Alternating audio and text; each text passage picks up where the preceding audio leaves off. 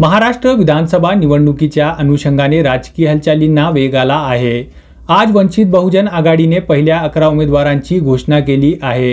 यात नांदेड दक्षिण मतदारसंघातून फारुक अहमद यांची उमेदवारी जाहीर करण्यात आली आहे।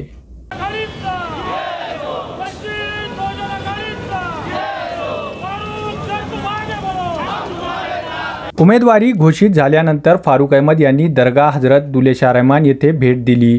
तसेच डॉक्टर बाबासाहेब आंबेडकर यांच्या पुतळ्याला पुष्पहार अर्पण करून अभिवादन केले। यावेळी वंचित बहुजन आघाडीच्या असंख्य कार्यकर्ते आणि समर्थकांनी फारुक अहमद यांचा उत्साहात स्वागत केले आणि त्यांना निवडणुकीसाठी शुभेच्छा दिल्या। वंचित बहुजन आघाडीच्या या उमेदवारी घोषणेनंतर नांदेड दक्षिणमध्ये निवडणुकीची चुरस वाढली आहे। अल्हम्दुलिल्लाह, मी आदरणीय बाळासाहेब आंबेडकर यांचे मनापासून आभार व्यक्त करतो। वंचित बहुजन आघाडीचे सर्व ज्येष्ठ नेते, प्रदेशाध्यक्ष रेखाताई ठाकूर, राज्य कार्यकारिणी व समस्त महाराष्ट्रातल्या आणि नांदेड जिल्ह्यातल्या पदाधिकारी कार्यकर्त्यांचा पाठबळ आणि नांदेडच्या जनतेच्या प्रेमामुळे आदरणीय बाळासाहेबांनी पहिल्या टप्प्यात पहिल्या यादीमध्ये एक मुस्लिम समाजातून येणाऱ्या मायनॉरिटीचा उमेदवार जाहीर केला। हे फक्त बाळासाहेब करू शकतात। निष्ठावंत आणि प्रामाणिकपणे बाळासाहेबांच्या चळवळीमध्ये राहिल्यानंतर अशा कार्यकर्त्यांचा सन्मान होतो। याचा पुरावा आहे की आज 11 पैकी 10 उमेदवार वेगवेगळ्या पदावर सातत्यानं 5 वर्षापासून आदरणीय साहेबांसोबत काम करणाऱ्या कार्यकर्त्यांचा आधी सन्मान केलेला आहे।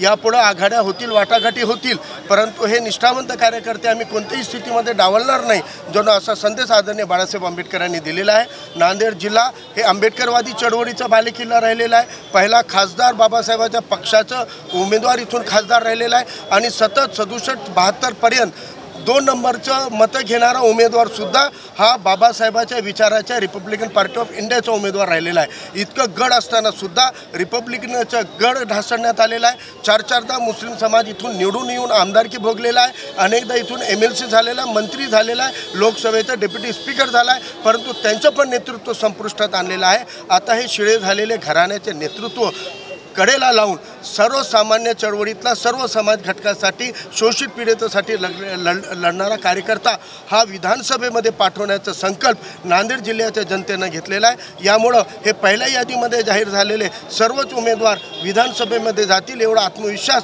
आम्हाला नांदेडच्या जनतेवर आहे।